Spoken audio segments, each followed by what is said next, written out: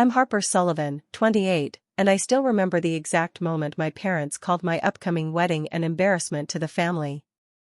Their cold eyes assessed my fiancé Ethan, a kindergarten teacher whose only crime was not being born into money.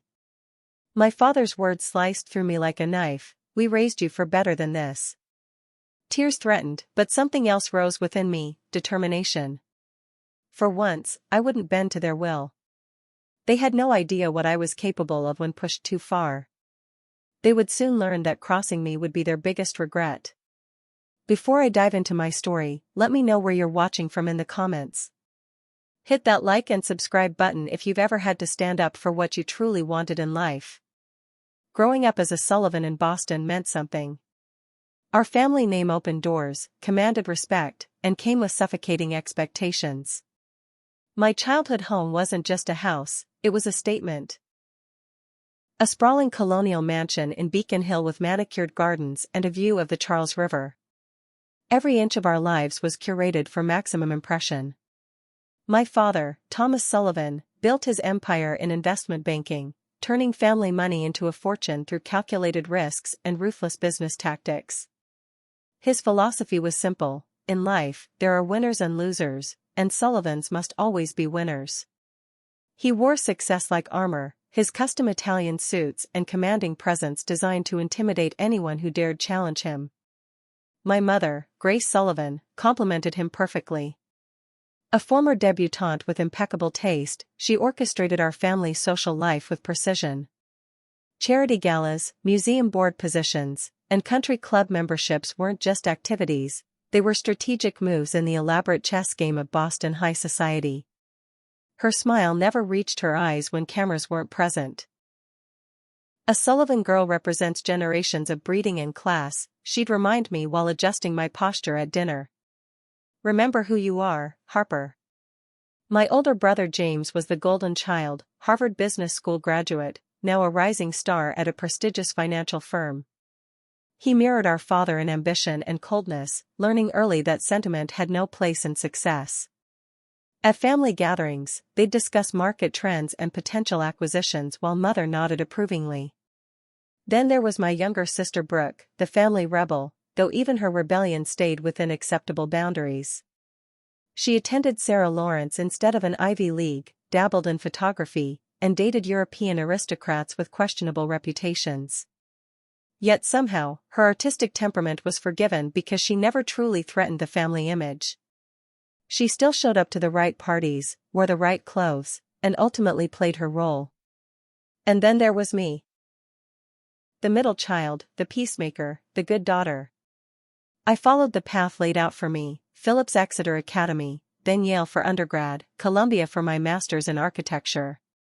I joined a prestigious firm, won awards for my designs, and dated a series of appropriate men from families in our social circle. On paper, I was perfect. But inside, I was suffocating. I remember my 25th birthday dinner at L'Espalier, surrounded by Boston's elite. My father raised a toast to Harper, who has never given us a moment's worry. Everyone clinked crystal glasses while I smiled automatically, the practiced Sullivan smile that revealed nothing. They didn't see me volunteering at community centers in underprivileged neighborhoods. They didn't know I sometimes sat in public parks sketching buildings that prioritized function and community over opulence. They certainly didn't know that their compliments felt like chains.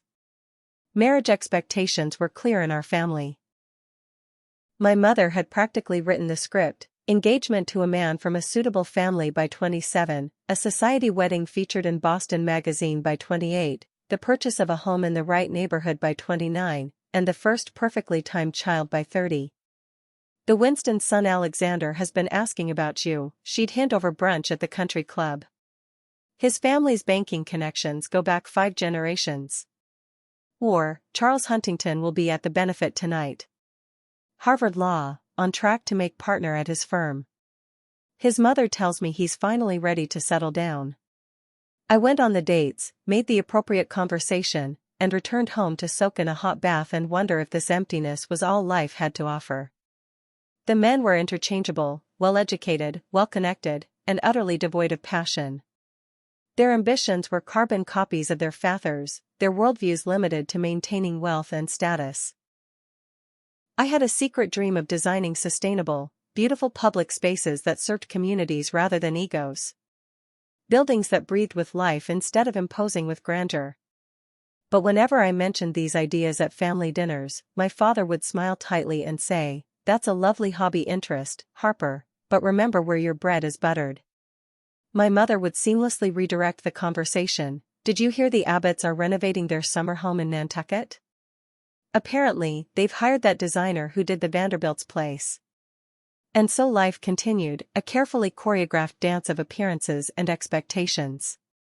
I was a Sullivan, after all. And Sullivans never disappointed. Until I met Ethan Hamilton and discovered what living actually felt like. The day I met Ethan Hamilton was unseasonably warm for April in Boston. I had volunteered to design a playground for an elementary school in Dorchester through a community outreach program my firm participated in, mostly for the tax write-off and PR opportunities. I expected to drop off some preliminary sketches, take the obligatory photos for the firm's social responsibility page, and leave. Instead, I found myself in a classroom surrounded by finger paintings and alphabet charts, facing a man whose smile changed everything. "You must be the architect," he said, extending his hand. "I'm Ethan Hamilton, kindergarten teacher and playground committee head. These kids have been talking about nothing else for weeks." Ethan was tall with kind brown eyes and an easy laugh. He wore a button-down shirt with the sleeves rolled up and a whimsical tie covered in dinosaurs. I noticed paint on his fingers and a small sticker on his shoulder, clearly from one of his students. "The kids wanted to share their ideas with you," he explained, gesturing to a table covered with crayon drawings of impossible structures, slides that spiraled into the clouds, swings that looked like rocket ships, and climbing structures shaped like dragons. I found myself sitting cross-legged on a reading carpet while 20 kindergartners solemnly presented their playground dreams. Ethan facilitated with genuine respect for their ideas, never talking down to them. By the end of the hour, my designer's notebook was filled with inspiration, and I had promised to return the following week with revised plans. "You're different than I expected," Ethan said as he walked me to my car. "Different how?" I asked, suddenly self-conscious in my expensive designer outfit. "You listened to them." "Really listened." His smile was warm.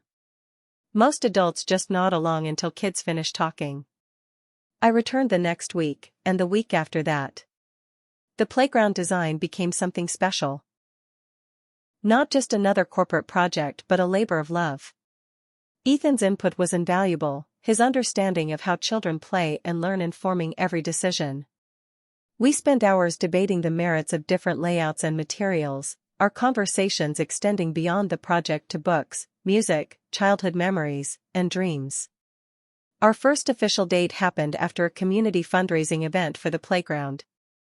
We'd spent the evening rallying local businesses for support, and afterward, neither of us wanted the night to end. "There's a little diner around the corner," Ethan suggested. "They make pie that will change your life." The diner was nothing like the restaurants I usually frequented, vinyl booths, laminated menus, and waitresses who called everyone Han, but the cherry pie was indeed life-changing, as was the conversation that kept us there until closing time. Ethan told me about growing up in a small town in Massachusetts, the son of a plumber and a nurse. How he'd worked his way through state college, discovered his passion for early childhood education, and never looked back. He spoke about his students with such pride and affection that his entire face lit up. "Every child deserves someone who believes they can be extraordinary," he said simply. I found myself sharing things I'd never told anyone, my frustration with designing another soulless luxury condo building, my dream of creating spaces that served communities, the suffocating weight of family expectations. "Why can't you do both?" Ethan asked. "Design the buildings that pay the bills, but also pursue projects that feed your soul?" His apartment, which I saw on our third date, was a revelation, a small two-bedroom in a modest neighborhood, filled with books, plants, and furniture clearly chosen for comfort rather than status. Student artwork covered his refrigerator. A guitar stood in the corner. Everything felt lived in and real. "It's not much," he said, looking slightly embarrassed as he took in my expression. "It's perfect," I replied, meaning it more than any words I'd ever spoken. Our relationship developed through simple pleasures: cooking dinner together, weekend hikes in the Blue Hills, helping his students plant a vegetable garden behind the school, long conversations about everything and nothing. For my birthday, instead of an expensive gift, Ethan created a scrapbook of our playground project from concept to completion, including drawings from the children. I cried when I opened it, realizing no one had ever given me something that so perfectly captured what mattered to me. The proposal happened at the playground opening celebration. After the ribbon cutting, when the children were joyfully exploring their new kingdom, Ethan took my hand and led me to the small garden area we'd incorporated into the design.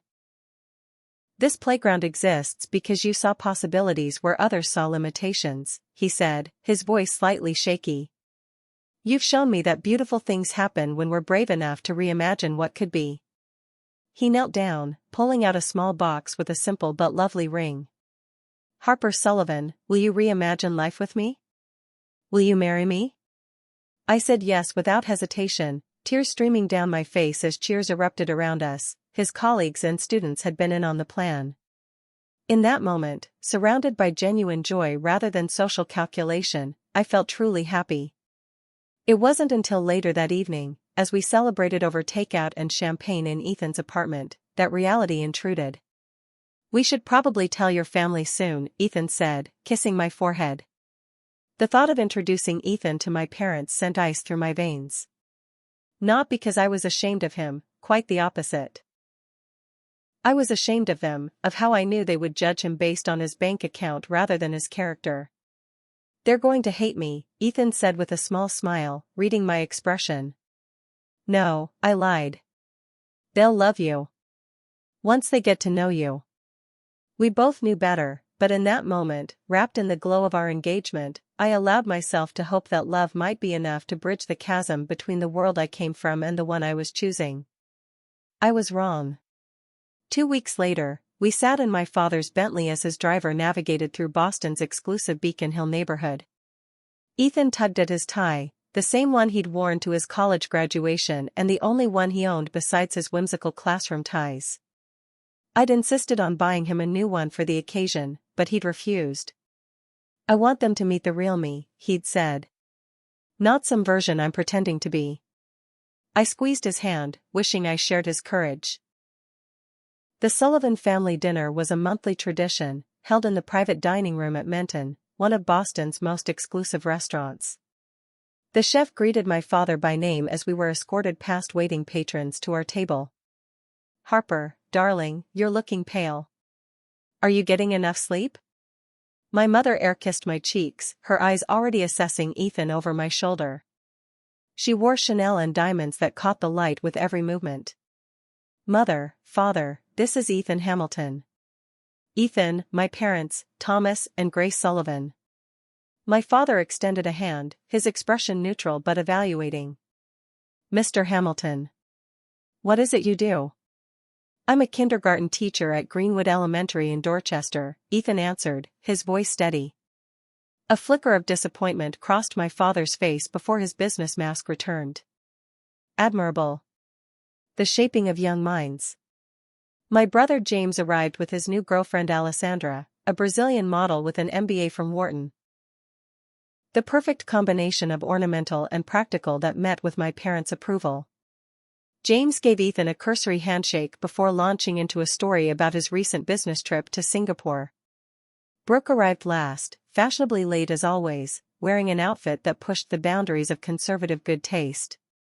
She assessed Ethan with interest rather than judgment, which I counted as a small victory. Throughout the appetizer course, my parents directed conversation to safe topics: a recent museum exhibition, the upcoming symphony gala, mutual acquaintances' vacation homes. Ethan tried to participate, asking thoughtful questions about the artists mentioned and sharing an anecdote about taking his students to the Museum of Fine Arts. "Adorable," my mother said with a tight smile that didn't reach her eyes. "Children are so impressionable." By the main course, the conversation had shifted to James's recent promotion and the summer house my parents were considering in the Hamptons. Ethan grew quieter, clearly feeling excluded. I watched him struggling to find common ground and saw the moment he realized there might not be any to find. "Actually, we have some news," I interrupted as dessert was served.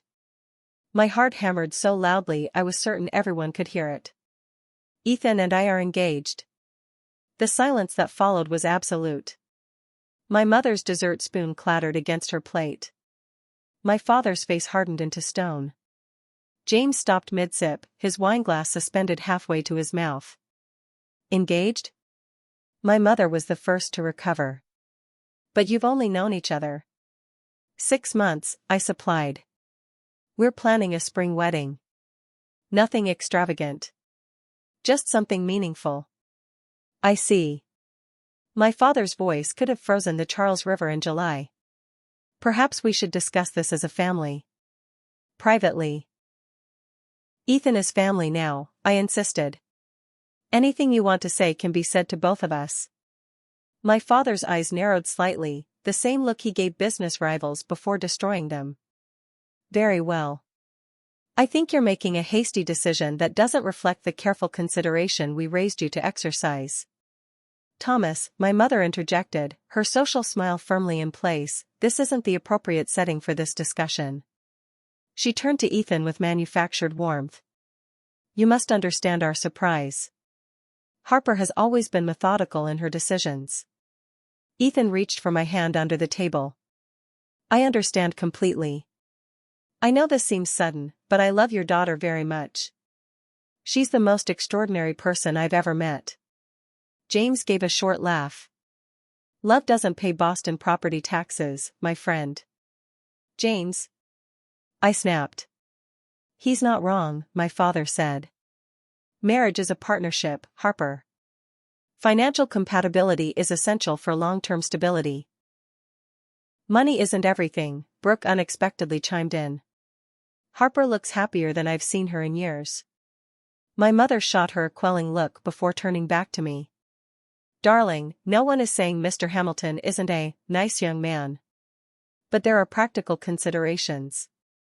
The Sullivan name carries certain responsibilities." "I'm quite capable of supporting myself, Mother," I said, feeling my temper rising. "I have my own career." "A career built on connections we provided," my father pointed out coldly. "Don't be naive." The rest of dinner proceeded in excruciating politeness, with conversation artificially steered toward neutral topics. When the bill came, which my father insisted on paying despite Ethan's attempt to contribute, he announced, "We'll continue this discussion at home. Family only." I started to protest, but Ethan squeezed my hand. "It's okay," he whispered. "I'll wait in the bar." 20 minutes later, I stood in Menton's elegant private lounge with my parents and siblings, my cheeks burning with humiliation and anger. "This is an embarrassment, Harper," my father said without preamble. "What will people think? The Sullivan heiress marrying a kindergarten teacher from, where was it, Dorchester?" "I don't care what people think," I replied. "Well, you should," my mother countered. "This isn't just about you. This affects all of us. Our standing in the community." "He seems decent enough," James offered, "but be realistic, Harper. What kind of life can he provide? You'll be supporting him. Is that what you want?" "What I want is to be happy," I said, my voice trembling. "Ethan makes me happy." "Happiness fades," my father dismissed with a wave of his hand. "Security doesn't. Think about your future children. The opportunities they deserve." "Like the opportunities you've given me?" I asked bitterly. "The freedom to make my own choices as long as they align perfectly with yours?" My mother stepped closer, lowering her voice as if sharing a confidence. "Darling, marriages like this don't last. The novelty will wear off, and you'll be left with regret. We're trying to protect you." "You're trying to control me," I corrected. "You always have." "That's enough." My father's voice cut like steel. We expect you to reconsider this infatuation. Take some time to think about your responsibilities to this family. I looked around at their faces, my father's cold disapproval, my mother's practiced concern, James's condescending pity. Only Brooke showed a hint of genuine empathy. I've made my decision, I said quietly. I'm marrying Ethan. I hope you'll be happy for us, but I'm marrying him with or without your blessing. I found Ethan waiting patiently in the bar, nursing a club soda. His face brightened when he saw me, then fell as he read my expression. That bad, huh? He asked. Worse, I admitted. But it doesn't change anything. The car ride home was silent, my father's driver stealing curious glances in the rearview mirror. When we reached Ethan's apartment building, he leaned over to kiss my cheek. Harper, he said softly, I never want to come between you and your family. You're not, I assured him, though we both knew it wasn't entirely true. They'll come around. But as I watched him walk to his building, I wondered if I was trying to convince him or myself. A week after the disastrous dinner, my father's assistant called to invite me to lunch.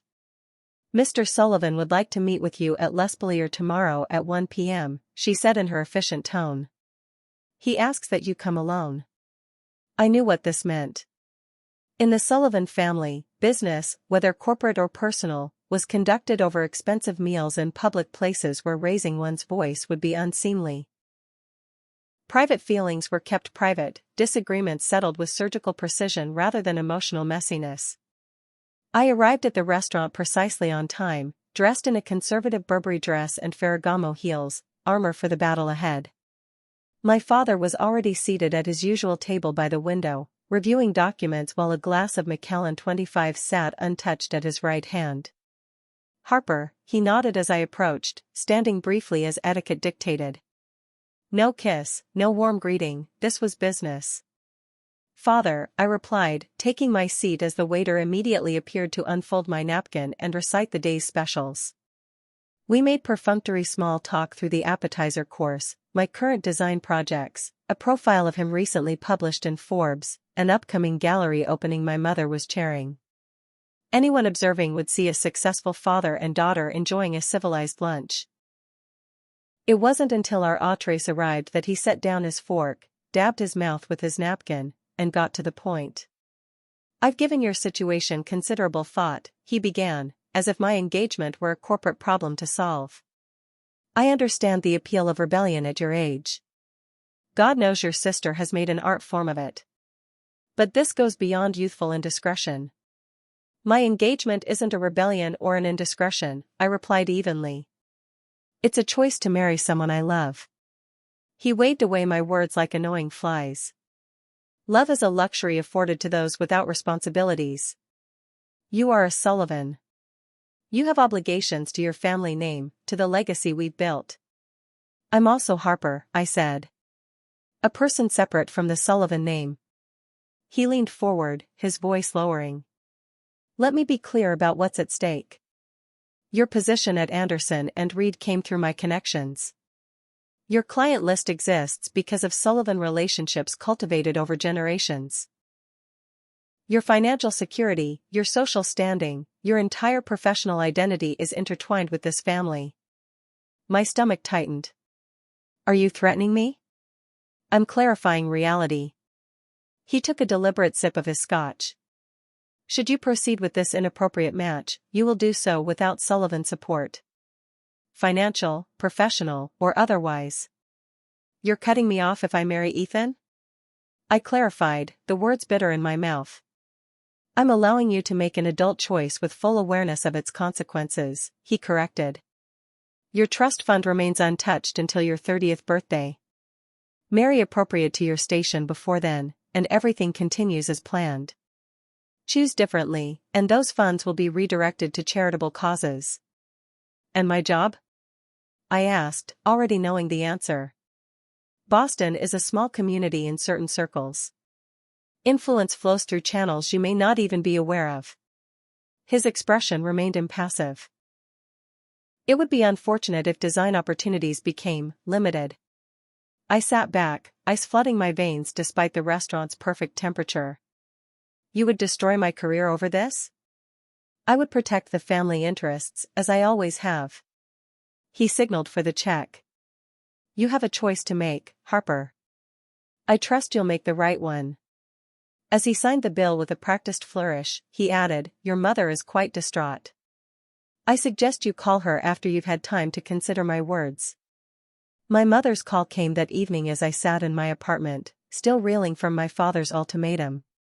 Her approach was different, less surgical strike, more emotional manipulation. Darling, your father told me about your conversation, she began, her voice carefully modulated to convey maternal concern. I'm worried about you.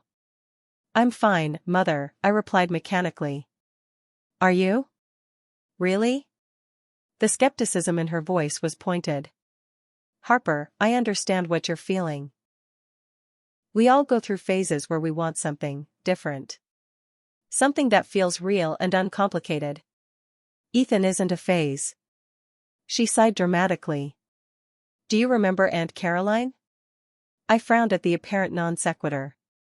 Aunt Caroline was my mother's younger sister, rarely mentioned and never present at family gatherings. Vaguely. What about her? She married for love too. A musician she met in college. Very passionate, very romantic. Her tone turned cautionary. They live in a 2-bedroom bungalow in Vermont now. She teaches piano lessons to other people's children while her husband plays weekend gigs at local bars. She had such potential. Maybe she's happy, I suggested. She tells herself that, my mother replied dismissively. But I see her face when she visits, which isn't often, as she can rarely afford the trip. I see how she looks at the life she could have had. I remained silent, refusing to engage with her narrative. Harper, think about 5 years from now. 10.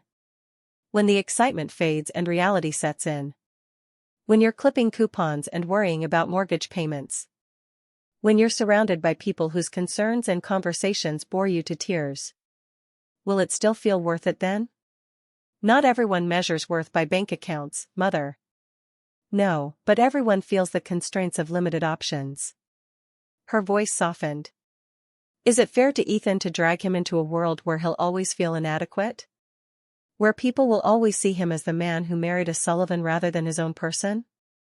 Where your children will have opportunities he could never provide on his own?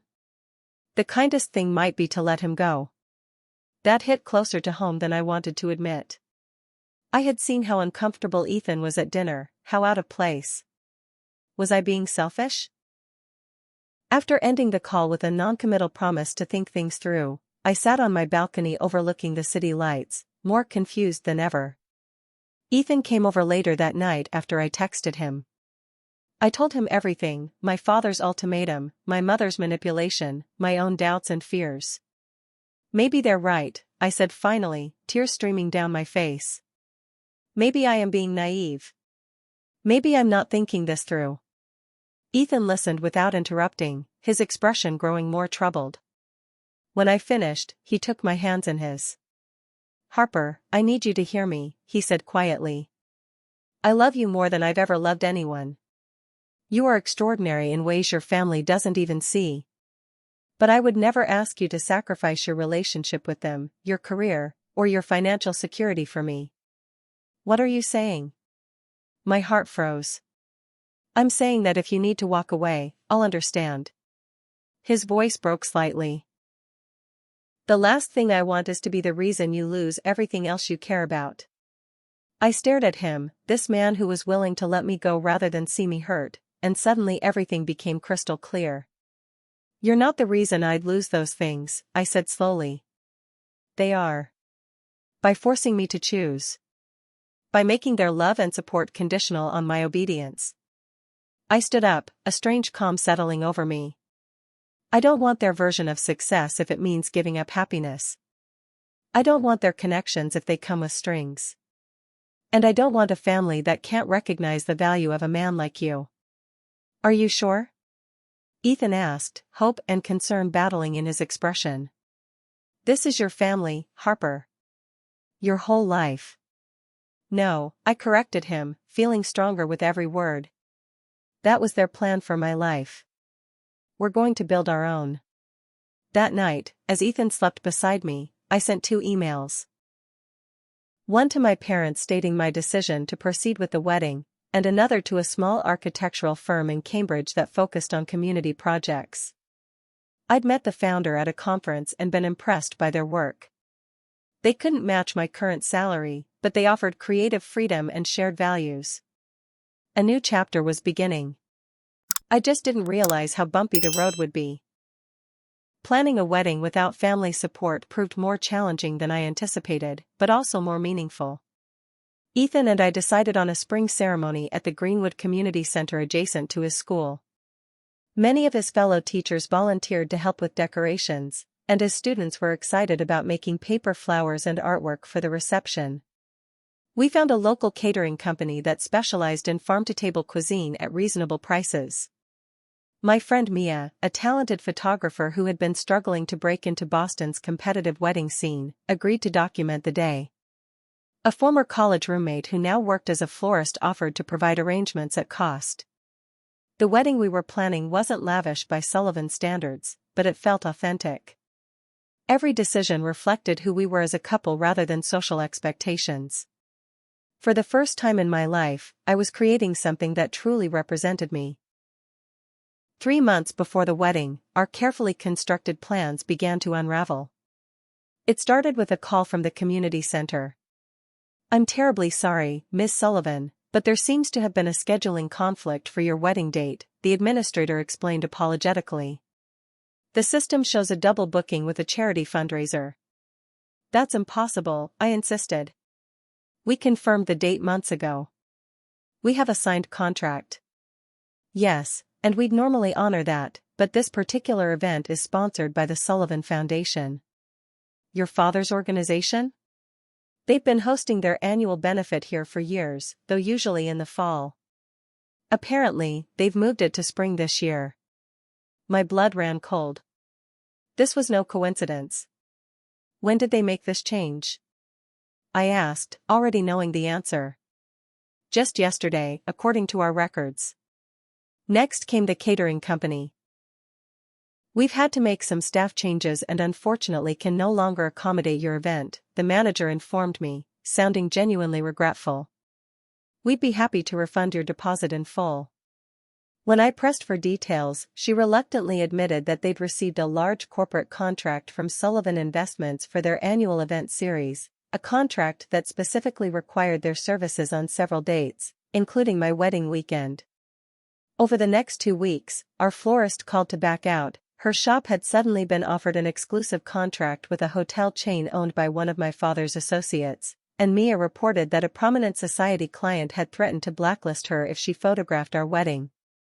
"It's like there's a systematic effort to cancel every vendor we've booked," Ethan observed as we sat surrounded by cancellation notices in his apartment. "How is this even possible?" "It's very possible when your father essentially owns half of Boston," I said bitterly. "This is how the Sullivan world works: influence, pressure, and calling in favors." I tried calling my parents, but my calls went straight to voicemail. Finally, I showed up unannounced at their home on a Sunday afternoon, knowing my mother would be there preparing for her weekly bridge game. "Harper," she greeted me at the door with practiced surprise. "What an unexpected pleasure." "Stop it," I said, pushing past her into the marble foyer. "Stop pretending you don't know why I'm here." "I'm sure I don't know what you mean," she replied, but the slight tightening around her eyes betrayed her. The community center, the caterer, the florist, the photographer, all mysteriously canceling within days of each other. "That's quite a coincidence, isn't it?" She sighed, leading me into the sitting room where no staff would overhear our conversation. "Harper, be reasonable. We're giving you time to reconsider this unfortunate situation before you make a spectacle of yourself and this family." "By sabotaging my wedding?" I was incredulous. "How could you do this?" "We're saving you from yourself," she stated calmly. "One day you'll thank us." "I will never thank you for this," I said, my voice shaking. "Never." She studied me with cool assessment. "You're upset now, naturally. But think of the embarrassment you're insisting on bringing to this family. A Sullivan, married by a justice of the peace in a community center? Serving buffet-style hors d'oeuvres to public school teachers? It's unthinkable. It's my life. It's our family name, she countered. A name that has opened every door for you since the day you were born. I stared at this woman who had given birth to me, raised me, and was now systematically dismantling my happiness out of some warped sense of family pride. I'm getting married to Ethan, I said with quiet finality. With or without vendors. With or without a venue. If I have to say my vows in the middle of Boston Common with a food truck catering the reception, that's what I'll do. Something flickered in her eyes, perhaps a grudging respect for my determination, before her expression hardened again. Then you'll do it without a Sullivan present. I left their house that day knowing the battle lines had been permanently drawn. What I didn't expect was the support that emerged from unexpected places. When I returned to Ethan's apartment and told him what had happened, he made a few calls. By that evening, his living room was filled with colleagues and friends brainstorming solutions. My brother's band could play the reception, offered Lisa, the school's music teacher. I make a mean lasagna, and my husband grills a perfect steak, said Eleanor, who taught 3rd grade. Between the staff, we could handle the food. My cousin manages the Riverside Gardens, Michael, the school janitor, chimed in. It's not fancy, but it's by the water and they have a covered pavilion. Let me talk to him. One by one, people stepped forward with offers of help, small individually, but significant collectively. These were people who had known Ethan for years, who had welcomed me without judgment, who valued authentic connection over social standing. The final blow came a week later when I received a terse email from Walter Redding, the founding partner at my architectural firm.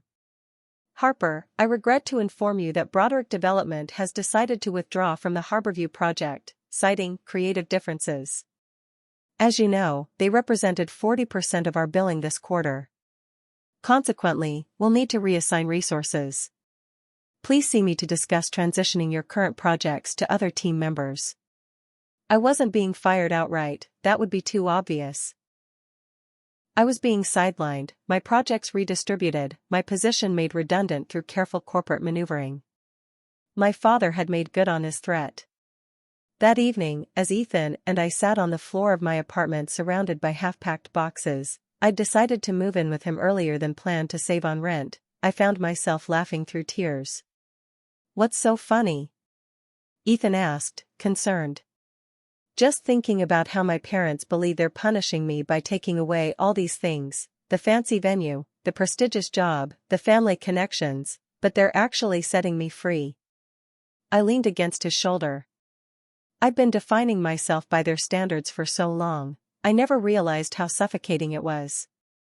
Are you sure you're okay with all this? Ethan's voice was serious. Your career means so much to you. My career does, I agreed. But maybe not the version of it I've been pursuing. Maybe it's time to build something that actually reflects my values, not my family's.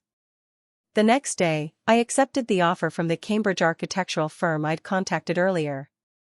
The salary was significantly lower, but the work was meaningful, designing affordable housing, community spaces, and sustainable public buildings. As I cleared out my desk at Anderson and Reed, Walter Redding stopped by, his expression uncomfortable.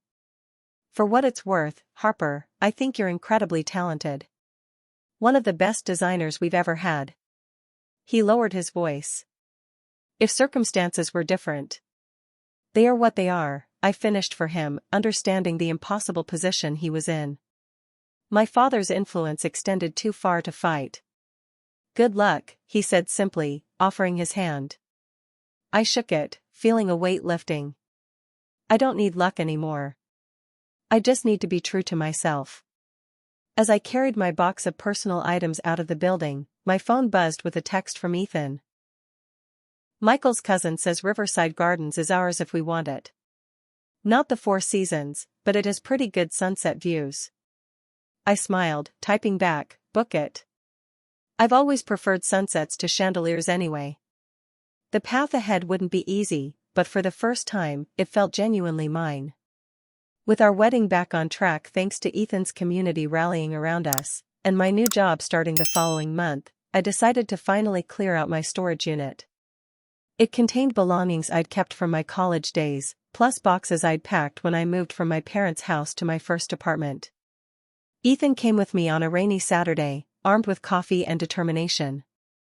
"What exactly are we looking for?" he asked as I unlocked the unit. "Anything worth keeping," I replied. "The rest gets donated or tossed. I want to start our marriage without unnecessary baggage, literal or figurative." We worked methodically through college textbooks, furniture I no longer needed, clothes I hadn't worn in years. It was cathartic, shedding these remnants of my former life. Near the back of the unit, I discovered a box I didn't recognize, labeled simply Harper, keepsakes in my grandmother's elegant handwriting. My paternal grandmother Elizabeth had passed away 5 years earlier. She'd always been different from the rest of the Sullivans, warmer, more genuine, less concerned with appearances. "I don't remember this," I murmured, cutting through the tape. Inside were photo albums, old letters, and a smaller box containing what looked like newspaper clippings. As Ethan continued sorting through kitchen items, I sat cross-legged on the concrete floor and began examining the contents. The photos showed my father as a young man, thinner, with longer hair, wearing clothes much more modest than the bespoke suits that later became his uniform. In one, he stood proudly in front of a small brick bungalow, his arm around my mother who looked startlingly young and carefree. "I've never seen these," I said, drawing Ethan's attention. "My father looks so different." I turned to the newspaper clippings and felt my breath catch. The headline read, "Local mechanic's son earns full scholarship to Harvard Business School."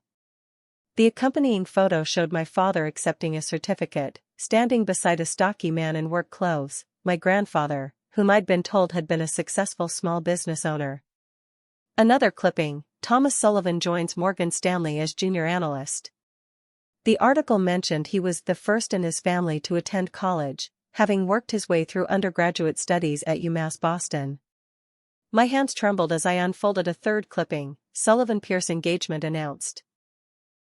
The brief notice stated that Grace Pierce, daughter of Robert and Marion Pierce of South Boston, was engaged to Thomas Sullivan. There was no mention of the Pierce family's social standing or wealth. "Ethan," I called, my voice unsteady. "I think my family has been lying to me about everything." He joined me on the floor as I spread out the clippings and photos. "Your father wasn't born into money?" "Apparently not." I kept digging through the box, finding more evidence, my father's high school diploma from a public school in Dorchester, photos of my mother waitressing at a diner, love letters between them filled with dreams of someday affording a house with a yard. At the bottom of the box was an envelope addressed to me in my grandmother's handwriting, "For Harper, when she's ready to know the truth." Inside was a letter dated shortly before her death. "My dearest Harper **. If you're reading this, I'm no longer here to tell you these things myself. I've watched you grow into a beautiful, kind young woman, but I've also seen you struggle under the weight of the Sullivan name as it exists today *. You should know that your grandfather and I raised your father in a modest 3-bedroom house in Dorchester. Your grandfather worked as a mechanic his entire life, and I was a secretary at an insurance company. We were happy and had enough, though never abundance *. Your father was brilliant and determined. He won a scholarship to Harvard Business School and worked tirelessly to reinvent himself. He studied how the wealthy spoke, dressed, and behaved. He changed his accent, his mannerisms, even his friends *. He met your mother when she was waitressing her way through nursing school. They fell deeply in love, but as your father's career advanced, they both became fixated on erasing their humble beginnings. By the time you were born, they had constructed an entirely new history for themselves *. I've kept these mementos because I believe someday you might need to know where you truly come from. Not from generations of privilege, but from people who worked hard and did their best with what they had *. You are a Sullivan, my darling girl, but perhaps not the kind your parents have taught you to be. You come from stronger, truer stock than they've led you to believe asterisk. With all my love asterisk. Grandma Elizabeth asterisk. I read the letter twice, then handed it silently to Ethan. As he read, I sat in stunned disbelief, memories reshuffling and recalibrating. The way my father had always seemed uncomfortable around his supposed childhood friends. My mother's odd gaps in knowledge about social traditions she claimed to have grown up with. Their excessive emphasis on appearances and social standing. Their horror at my relationship with Ethan. They're frauds, I whispered. Their whole identity is a fabrication. They reinvented themselves, Ethan said carefully. People do that sometimes. No, this is different. I gathered the clippings into a pile. They didn't just improve their circumstances, they created an elaborate lie and forced everyone around them to live in it. They've spent decades pretending to be people they're not, and they've demanded I do the same. I thought of my father's ultimatum, my mother's condescension toward Ethan. The incredible hypocrisy, I continued, anger building. They've tried to destroy my relationship with a kindergarten teacher from a working-class family when that's exactly what they were. What are you going to do? Ethan asked. I carefully replaced everything in the box except for a few key photos and clippings. First, I'm going to confirm this with someone who would know. The next day, I drove to Worcester to visit my grandmother's sister, my great-aunt Patricia. At 85, she lived in a modest retirement community and had always been somewhat estranged from our family. Now I understood why. Harper, she exclaimed when she opened her door. What a lovely surprise. You look more like Elizabeth every time I see you. Over tea in her small but cozy apartment, I showed her the items from the box. I need to know if this is true, Aunt Patricia. She studied the photos with a sad smile. I wondered if you'd ever find out.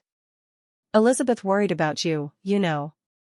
Said you were trying so hard to be perfect in an artificial world. Then it's all true? About Dad growing up in Dorchester? Mom being a waitress? Oh yes. She nodded firmly. Tommy was always smart as a whip. Got that scholarship and never looked back. Started talking different, dressing different. Your mother was a sweet girl when they met, worked at Rosie's Diner on Dorchester Avenue. Pretty as a picture and sharp as a tack. But they act like they're from old money. Like the Sullivans have been Boston aristocracy for generations. Aunt Patricia laughed without humor. Your grandfather fixed cars at Sullivan's Auto Shop, that's where the name comes from. He didn't own it, he just worked there. Your father legally changed the family name from Solo Sky when he was 22. Said Sullivan sounded more established. I sat back, stunned anew. Even our name is fake. I wouldn't call it fake, she corrected gently. Changed. Like they changed everything else. Once Tommy started making real money at that investment firm, they cut ties with most of the old neighborhood. Built a new life from scratch. Did they ever regret it? I asked. Leaving everything behind? Your mother came to see me after your grandmother died, Aunt Patricia revealed. She seemed tired. Said sometimes she barely recognized herself anymore, but it had gone too far to turn back. Said maintaining the facade had become their whole life. I left Worcester with confirmation of what I'd suspected and a heavy heart. My parents weren't villains in a simple story, they were complex people who had made choices that ultimately trapped them. They'd worked hard to escape their beginnings, only to become prisoners of the identity they'd created. The irony wasn't lost on me. They'd sacrificed authenticity for status, then tried to force me to make the same choice. As I drove back to Boston, a plan began forming in my mind. The Sullivan facade had controlled my life for too long. It was time to bring the truth into the light. 3 weeks before our wedding, the Boston Metropolitan Club was hosting its annual Spring Gala, one of the social season's most prestigious events. My parents would be there, along with everyone who mattered in Boston society. Typically, I would have attended as expected, making appropriate conversation and representing the Sullivan name with practiced grace. This year, my invitation had mysteriously failed to arrive. But I still had my membership card, a Sullivan family tradition bestowed on my 21st birthday. "Are you sure about this?" Ethan asked as I dressed in my most elegant gown, a deep blue Vera Wang that complemented my eyes. "We could just move forward with our lives, leave them to theirs. I've spent my entire life living by their rules, believing their lies," I replied, fastening pearl earrings that had belonged to my grandmother. "I need to do this, not just for closure, but because living authentically means facing the truth, however uncomfortable." "Do you want me to come with you?" I shook my head. "This is something I need to do alone. Besides," I added with a small smile, "you wouldn't enjoy it. These events are excruciating even for those of us trained since birth to endure them." The Metropolitan Club was resplendent that evening, its grand ballroom transformed with spring flowers and twinkling lights. A string quartet played in the corner as Boston's elite circulated in designer formalwear, air-kissing and exchanging practiced pleasantries. I felt eyes on me the moment I entered, surprised glances, whispered comments behind manicured hands. I spotted my mother across the room in animated conversation with the wife of a state senator. She froze mid-sentence when she saw me, her socialite mask slipping momentarily to reveal genuine shock. My father stood nearby with James and several business associates. His expression remained impassive when he noticed me, but I recognized the subtle tightening of his jaw, a rare tell that he was caught off guard. I made my way through the crowd, accepting flutes of champagne and deflecting curious questions about my situation with polite non-answers. When I reached my parents, my mother had recovered her composure. "Harper," she greeted coolly. "This is unexpected." "Is it?" I replied. "I'm still a Sullivan, after all. At least in name." My father excused himself from his conversation and joined us, placing a possessive hand on my mother's back. "Perhaps we should take this somewhere more private," he suggested, his voice low. "Why?" I asked innocently. "Are you worried about appearances? That's never been a concern for the Sullivans, has it? Or should I say, the Soliskis?" My mother's face drained of color. My father's expression hardened to granite. "I don't know what you think you're doing," he began, but I interrupted him. "I know everything, Dad. About growing up in Dorchester. About Grandpa being a mechanic, not a business owner. About Mom waitressing at Rosie's Diner while putting herself through nursing school. I produced the photograph of them in front of their first modest home. About how you legally changed our family name when you were 22 because Sullivan sounded more established than Solo Sky." By now, James had joined us, his expression confused. Several nearby conversations had quieted as people strained to overhear. "This is neither the time nor the place," my father said, his voice deadly quiet. "It's exactly the time and place," I countered. "You've spent decades crafting this elaborate fiction, making everyone around you live by rules you invented to maintain the facade. You've lied to your children, your friends, your colleagues, all to protect this image of old money and breeding that you manufactured out of nothing. You have no idea what you're talking about," my mother hissed, but her eyes darted nervously to the people now openly watching our exchange. "Don't I?" I withdrew the newspaper clipping about my father's scholarship. "Local mechanic's son earns full scholarship." "That's you, Dad. You worked your way up from nothing, and instead of being proud of that incredible achievement, you buried it under a mountain of lies." James took the clipping, his expression stunned as he scanned it. "Is this true?" My father's face had gone from pale to flushed. "Harper, you will leave immediately, or..." "Or what?" I challenged. "You'll cut me off? Destroy my career? Turn the family against me? You've already done all that because I dared to love someone you decided wasn't good enough. Someone from a background just like yours." A small crowd had gathered now, the gala's pleasant hum giving way to curious murmurs. I recognized faces from my parents' social circle, people who had known me my entire life, who had accepted without question the Sullivan mythology. "You're making a scene," my mother whispered desperately. "I'm telling the truth," I corrected. Something this family hasn't done in a very long time. My father straightened, adjusting his cufflinks. A nervous habit I'd rarely seen. What exactly do you want, Harper? I want you to stop punishing me for choosing authenticity over pretense. I want you to recognize that Ethan, a kindergarten teacher from a middle-class family, is exactly the kind of person you both were before you decided that wasn't good enough. I softened my voice, aware of our audience but needing to finish what I'd started. Most of all, I want you to understand that I'm getting married in 3 weeks. I'm marrying a man who loves me for who I am, not what family I come from or what connections I bring. You're welcome to be there, to be part of our lives, but only if you can accept us as we are. My mother's eyes filled with unexpected tears. Harper, you don't understand what we sacrificed to give you the opportunities you've had. I understand perfectly, I replied gently. You sacrificed authenticity. You sacrificed genuine connections. You sacrificed the freedom to be yourselves. And you asked me to make those same sacrifices. I'm choosing a different path. I looked around at the watching crowd, at the opulent surroundings, at the life my parents had constructed with such painstaking care. I'm not ashamed of where our family really comes from. I'm proud that my grandfather was a hardworking mechanic. I'm proud that my grandmother was a secretary who saved to put her son through college. I'm proud that my mother worked as a waitress to become a nurse. Those are achievements worth celebrating, not hiding. For a moment, no one spoke. Then my father said, his voice tight, "You've made your point. Now I suggest you leave before you cause any more damage." I nodded, suddenly exhausted. The wedding is May 15th at Riverside Gardens. Simple ceremony, followed by a reception. Nothing fancy, but very real. I hope you'll come.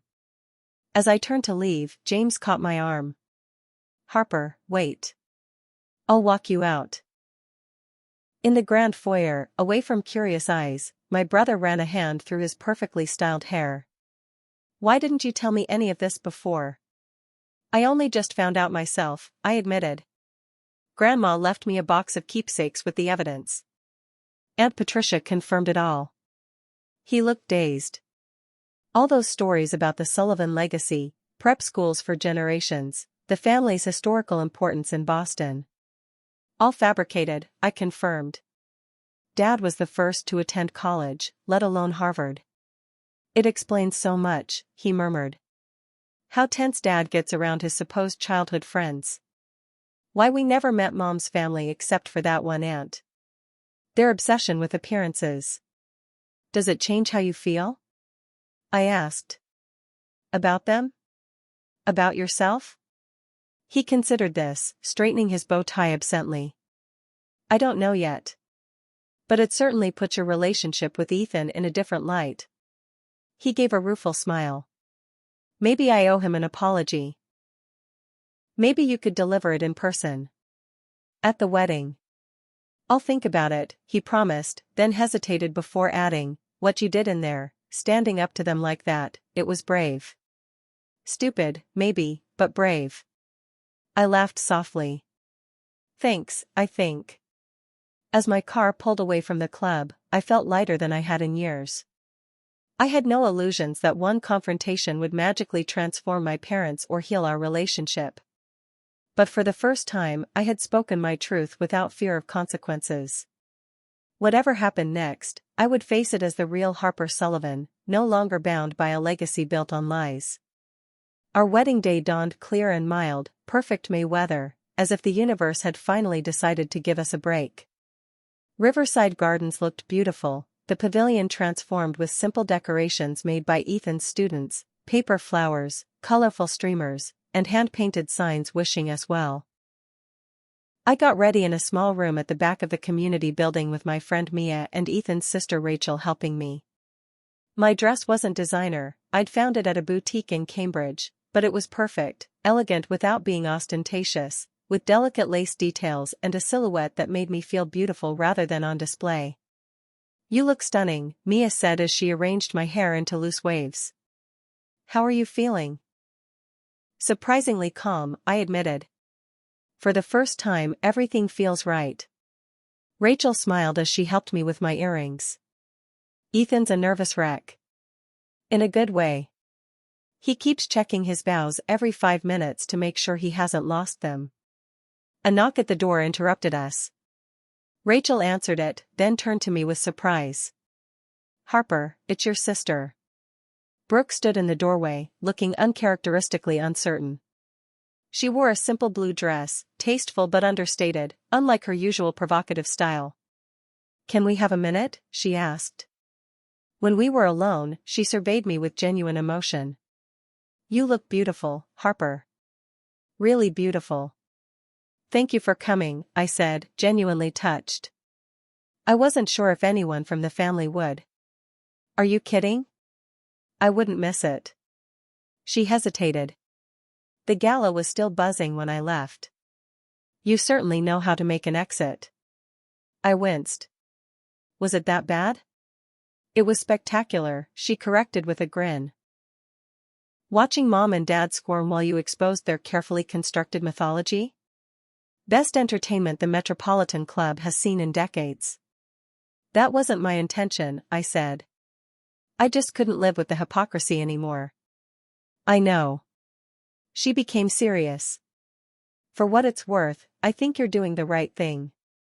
Marrying Ethan, standing up to them, all of it. Really? Really? She took my hands. I've spent years acting out in ways calculated to annoy them without actually challenging anything important. You're the first one of us with the courage to break free completely. Tears threatened to ruin my makeup. Are they here? Mom and Dad? She shook her head. They're still in damage control mode. James is trying to convince them to come, but... She shrugged. I wouldn't count on it.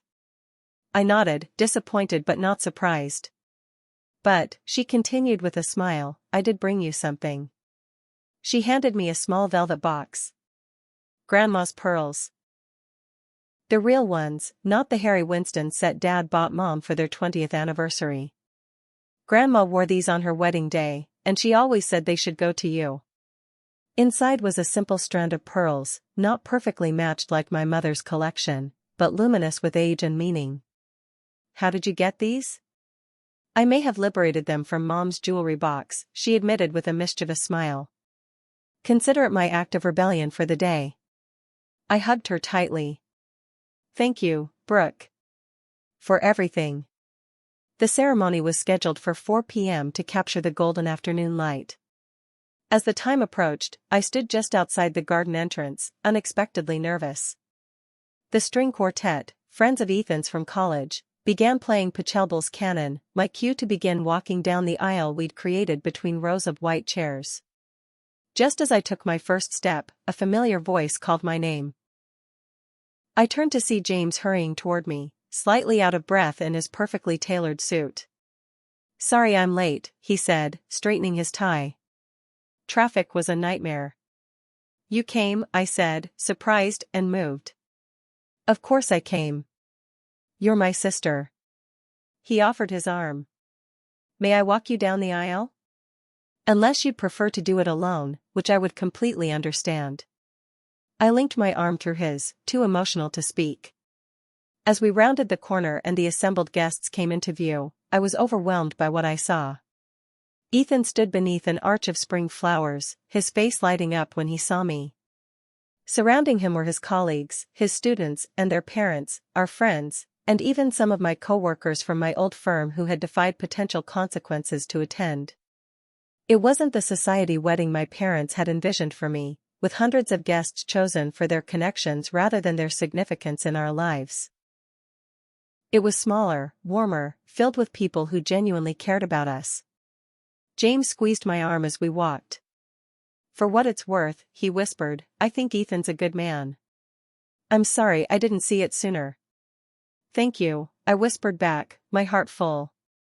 When we reached the front, James hugged me before taking his seat in the front row beside Brooke, who gave me a tearful smile and a thumbs up. The ceremony was simple but meaningful. We had written our own vows, and Ethan's brought tears to my eyes. Harper, when we met, I was struck not just by your beauty, but by your vision, the way you saw possibilities where others saw obstacles. You listened to kindergartners' impossible playground dreams and found ways to make them real. You've shown the same vision in our relationship, seeing past surface differences to the connection that matters. I promise to always see you, the real you, and to build a life where authenticity is our foundation. When it came time for the reception, I was surprised to see several familiar faces from my parents' social circle, people who had witnessed my confrontation at the gala but chosen to attend our wedding anyway. Mrs. Whitmore, my mother's oldest friend, hugged me warmly. "Your grandmother would be so proud of you," she whispered. "She always said you had her spirit." As the celebration continued, I noticed a commotion at the entrance. My heart stuttered when I saw my parents standing uncertainly at the edge of the pavilion, looking out of place in their formal attire amid our relaxed gathering. Ethan noticed my expression and followed my gaze. "Do you want me to come with you?" he asked. "No," I decided. "Let me talk to them first." I approached them slowly, unsure what to expect. My mother looked like she'd been crying, her perfect makeup slightly smudged. My father appeared uncharacteristically disheveled, his tie loosened. "You came," I said simply. "We almost didn't," my father admitted. "But your brother can be quite persuasive when he wants to be."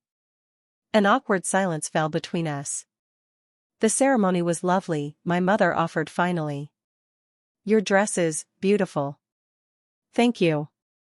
I studied them both, trying to see past the familiar facade to the people they had once been, the mechanic's son and the waitress with dreams. "I'm glad you're here." My father cleared his throat. "Harper, there's something you should know. Sullivan Investments is facing difficulties." This was unexpected. "What kind of difficulties?" "Serious ones." He looked genuinely troubled. "There's an SEC investigation into some of our practices. Nothing criminal," he hastened to add, "but ethically questionable.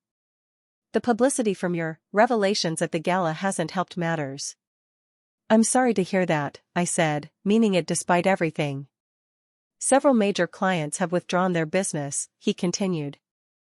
"Our reputation has been compromised." My mother touched his arm, silencing him. "What your father is trying to say, in his roundabout way, is that we need your help." I stared at them, understanding dawning. "My help?" "Your firm, the one in Cambridge you've joined," my father explained. "They're known for their ethical practices and community focus. An association with them could help rehabilitate our image." The irony was almost too perfect. After all their manipulation and threats, they were now asking for my professional connections. "Let me understand," I said slowly. "You want me to use my position at a firm you considered beneath the Sullivan name to salvage your reputation?" My father had the grace to look ashamed. "When you put it that way." "It's exactly what happened," I finished for him. "The tables have turned completely." For a moment, I was tempted to enjoy their discomfort, to let them feel the powerlessness they had inflicted on me. But looking at them, really looking, I saw beyond the polished exterior to two people who had spent decades running from their past, only to find it catching up with them at last.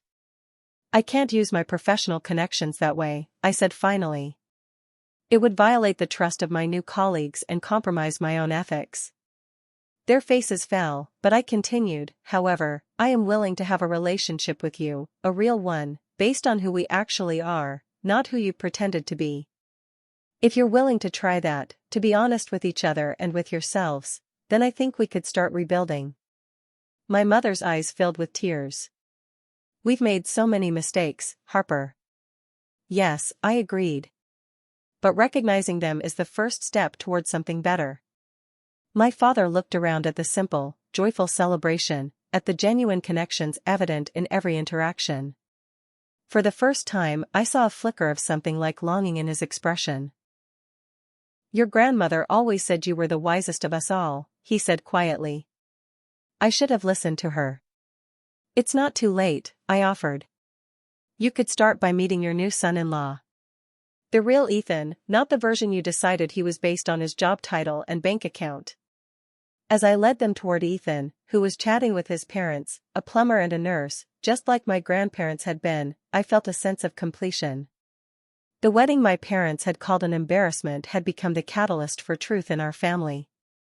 The facade was cracking, revealing the authentic people beneath, flawed, complicated, but potentially real in a way they hadn't been in decades.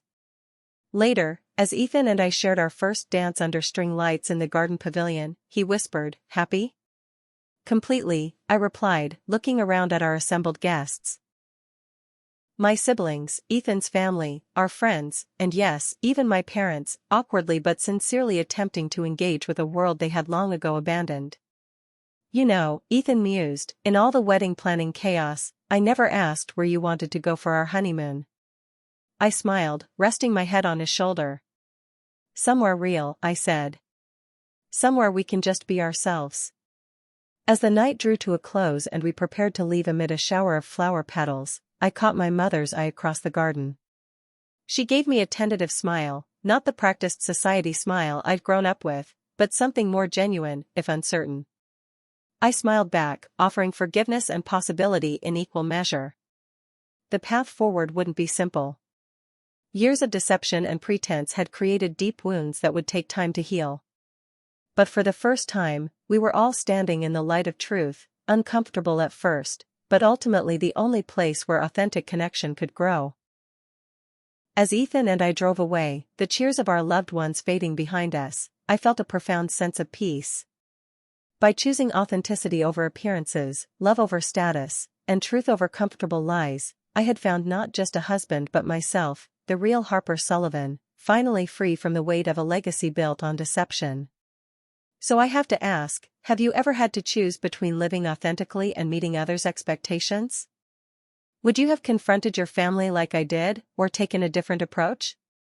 Let me know in the comments below. If you enjoyed my story, please like, subscribe, and share with someone who might need encouragement to stand up for their truth.